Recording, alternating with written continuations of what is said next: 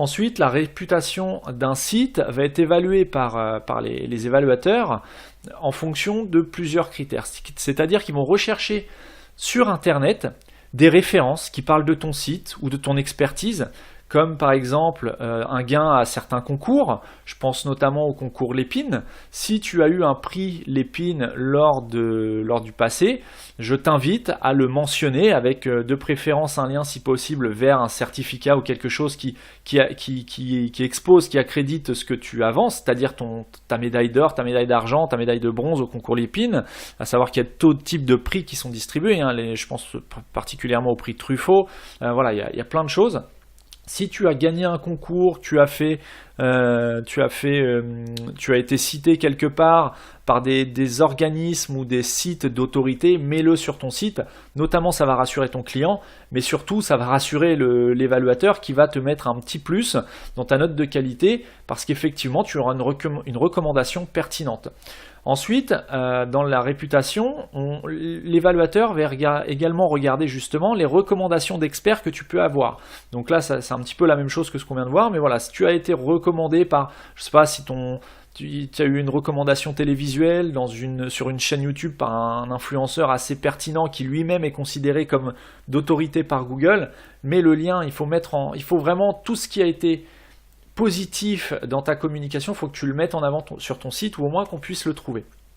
Ensuite, est-ce que tu as été cité sur des sites d'autorité? Par exemple, est-ce que le journal lemonde.fr a fait un article sur toi sur son site internet? Si c'est le cas, je t'invite à le mettre également sur ton site, un lien vers l'article qui va montrer qu'on te recommande, à savoir que des sites d'actualité comme ça, comme lemonde.fr ou autres, sont des sites qui sont de base, d'office, considérés comme d'autorité par Google. Donc à partir de ce moment-là où un site considéré comme de forte influence par Google parle de toi, mets-le sur ton site de façon à ce que Google, lui, quand il va voir cette référence sur ton site, va également pouvoir juger de la qualité de ton contenu et de ta pertinence sur ta thématique. Ensuite, est-ce que tu as des bons avis clients?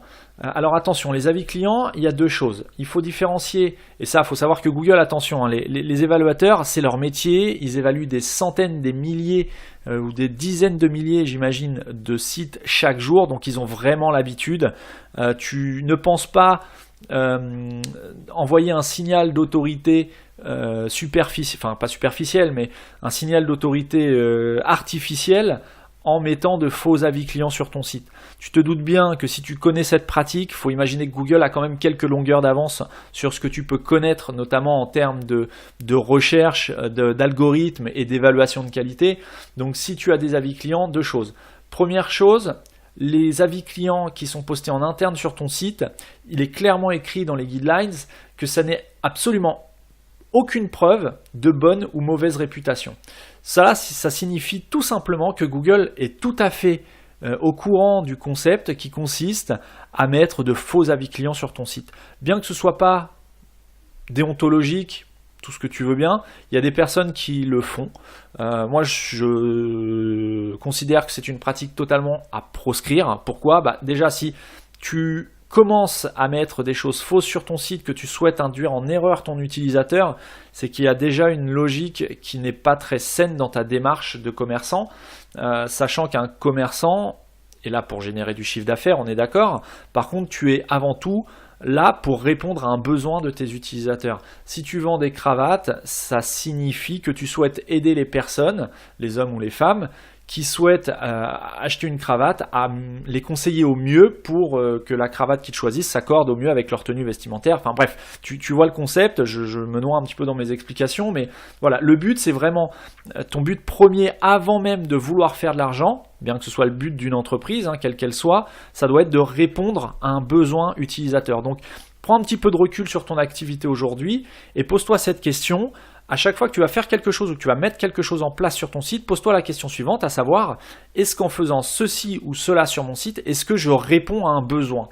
Si la réponse est non, pose-toi des questions. Si la réponse est oui, alors continue et améliore encore ton process.